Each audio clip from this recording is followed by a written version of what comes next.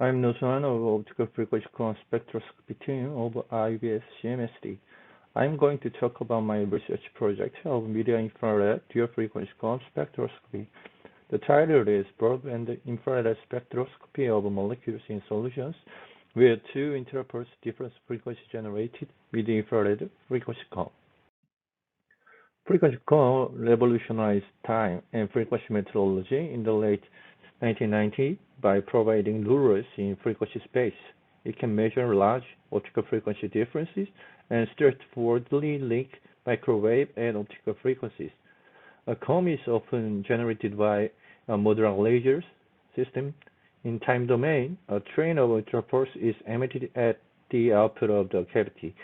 The period of the envelope of the pulses corresponds to the round-trip time inside a laser cavity. Due to the dispersion inside the cavity, a pulse-to-pulse phase shift delta phi between the carrier and the envelope of the electric field of the pulses are observed.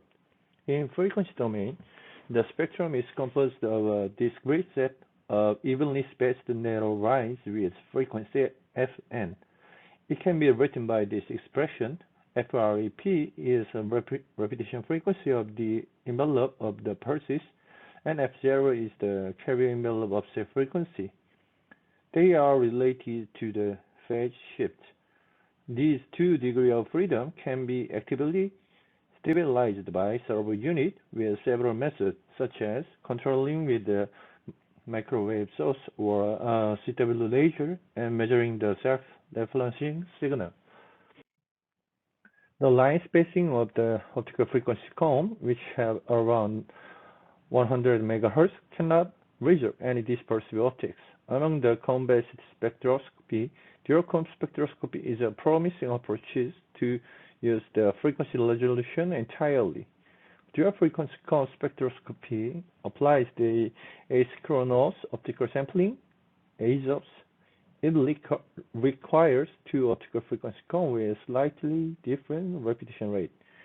In this case, the spectra of two optical frequency combs have different comb line space in frequency domain.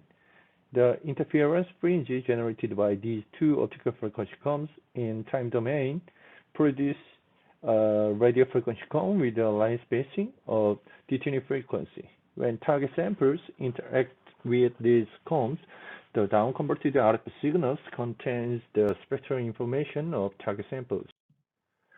Mid-infrared region is known as the molecular fingerprint because it is well-matched energy of vibrational modes of molecules. In chemical or biological reaction, atomic configuration or molecular geometries of reactants and products change in time, and these changes are reflected in the transient vibrational spectra in mid-IR region. Therefore, coherent light sources in the mid-IR region have been widely used in linear and nonlinear spectroscopy studies. Recently, optical frequency combs have been used to develop mid-IR sources for high-resolution raw vibration spectroscopy of molecules in condensed phases as well as in the gas phase. Especially, dual frequency comb has unique advantage compared to conventional Fourier transform molecular spectroscopy, such as timing jitter problem.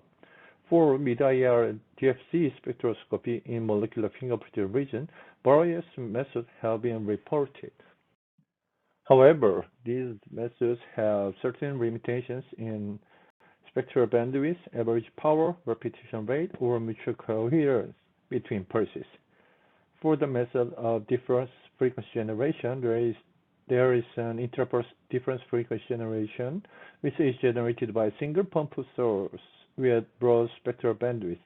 The scheme of intrapulse DFG have attractive characteristics of passive stabilization of carrier envelope phase, and the coherence property of the pump sources are transferred to the generated sources. In these respects, I demonstrate the generation of ultra-broadband mid-IR comms using intrapulse difference frequency generation and the mid-IR DFC spectroscopy of condensed phases. This spectrometer has fast scan rate and long-term stability in broad spectral region. This suggests the potential for the development of nonlinear IR spectroscopy and vibrational imaging techniques. This schematic diagram shows the experimental setup of mid-IR DFC spectroscopy. The interpulse DFG is produced in two phenotype PPLN crystals. The pump sources, OFC1 and OFC2, are two ultra-broadband few-cycle pulse oscillators.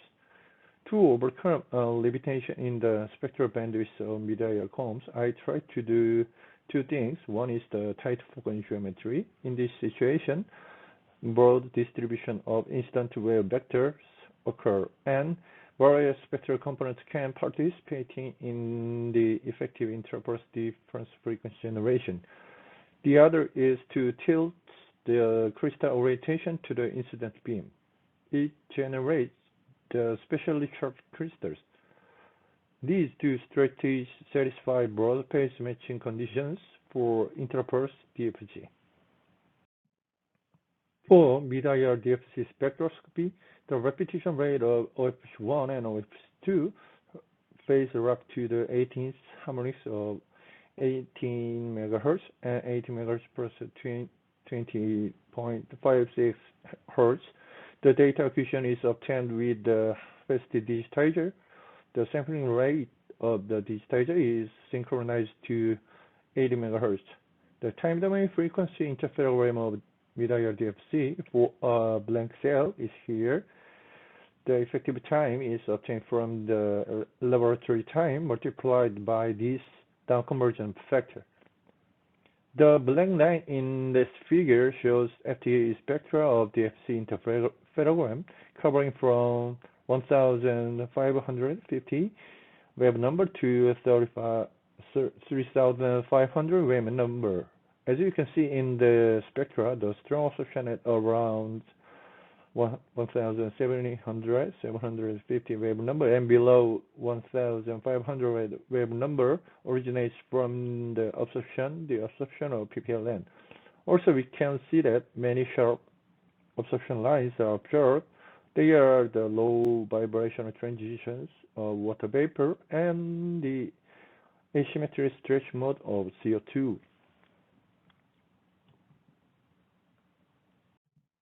To show a potential of this mid-IR DFC spectrometer for biological system, I examined ionic L-alanine dissolved in deuterium oxide. These DFC raw interferometers are a blank cell deuterium oxide and L-alanine dissolved in deuterium oxide. The solid lines are the averaged spectra of 20 FT spectra, and the dotted line are the FT spectra from a single interferogram. They show fingerprint bands of L-alanine. Based on these experimental results, I could suggest that ultra-broadband mid-IR DFC spectroscopy could be of use to study organic molecules and polypeptide in water with high sensitivity. These spectra are the absorption spectra of liquid toluene for the measurement time of 1 second. The spectra show long-term stability in intensity, although they are obtained by each single interferogram of DFC spectroscopy measurement. Furthermore, as you can see in this figure of island deviation, the down-converted frequencies are stable, which originated from the passive stabilization of CEP and repetition frequencies. These are synchronized to the standard frequency from the GPS discipline at atomic clock. In these characteristics, this mid-IR DFC linear spectroscopy method could be useful for monitoring the time evolution of absorption spectra of chemically or biologically reactive samples in condensed phase.